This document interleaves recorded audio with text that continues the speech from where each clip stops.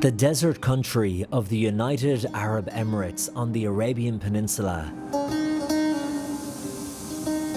It's an ancient Bedouin land with civilization going back 6,000 years BC. The official religion here is Islam, brought by the Prophet Muhammad in 630 AD.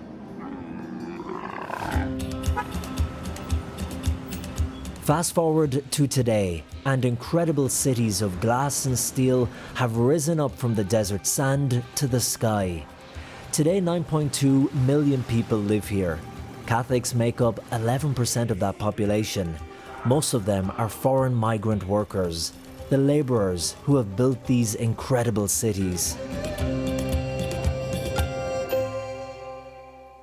Bishop Paul Hinder is originally from Switzerland, but has been the apostolic vicar here in the UAE for 10 years. Because we are a migrant church, we have no roots here in the country. It affects in the sense that, of course, it's not always easy to keep the continuity. We have priests who do normally not remain for a lifetime, except a few. For example, I am now one of the longest serving priests, not only bishop, here in the vicariate, and I'm here since 18 years.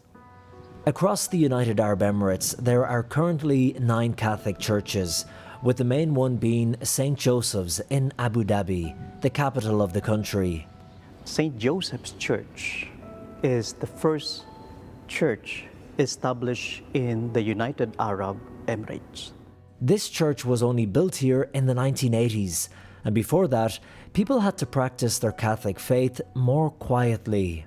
In 1960, people are celebrating masses only in their private houses. And the priests who were with them were coming from Bahrain. It was illegal then, was it, to have a public celebration of the Mass? Yeah, but there is no place yet for them to gather officially. And then in 1965, the first church in the United Arab Emirates, St. Joseph Church, was inaugurated and blessed. Today, the United Arab Emirates claims to allow religious freedom. However, some restrictions still do apply. For example, Mass cannot be celebrated outside designated areas, that is, their churches. Sandra Alexander is an assistant professor of humanities at the American University in Dubai, teaching world cultures, philosophy, and ethics. There are limitations on proselytizing, on sharing the faith kind of openly and publicly here. But for example, in my classrooms, when we talk about and read St. Thomas Aquinas together, I feel I'm able to speak the truth about my faith while at the same time just give information and perspective to my students. Once we accept these limits, we can do quite a lot. Of course, there might be every now and then an interference, but I have no difficulties to go into the town with my religious capuchin habit. There is some minor difficulties, we may call it, but when it comes to expression of faith, almost 90% of what we had back home, we can still express here. Expression of faith may be tolerated, but expression of opinion is harder to exercise if that opinion is critical of the government. For example, the treatment of migrant workers who often work in the sweltering heat for long hours and for very little pay. Such injustices the Church would be quick to call out in other parts of the world.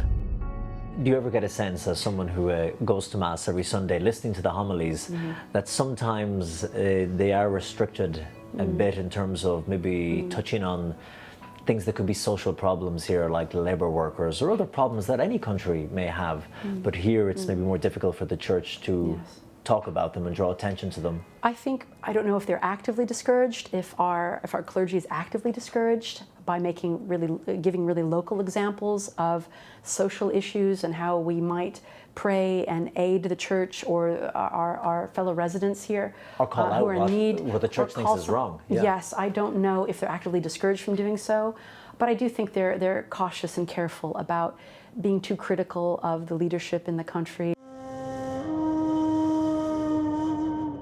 The church, in its own capacity, has been reaching out to our people in order to help them by giving them legal advices, by facilitating their material needs. But of course, we cannot do much as we had back home because of some limitations. As the Catholic Church here continues to grow, as more migrants flock to the country for work, the lifestyle, and for the allure of riches, this means the local Emirati people, they will continue to be outnumbered in certain cities. In general in the country, do you find that perhaps over the years there's been a reluctant tolerance to other religions, including the Catholic Church? Because of course when other religions and ways of thinking and ways of life come in, there always will be that erosion of the Islamic faith, how people practice and believe here. Yes, well this is a big concern in the Middle East, not to say the Middle East, excuse me, in the UAE particularly because of the fact that Emiratis are in the minority. There's a very small, well, relatively small compared to other groups of other nationalities here. They represent only maybe a fifth, less than a fifth of those who are living in the UAE. Emiratis do. And so I think there is this awareness and this desire to not just defend, but to preserve ideas, traditions, customs. Despite the limitations, the Catholic Church here pushes ahead, trying to be an oasis of faith in what can be, for some, a very harsh desert. I have seen the Spirit at work, and I am convinced He will continue to do that.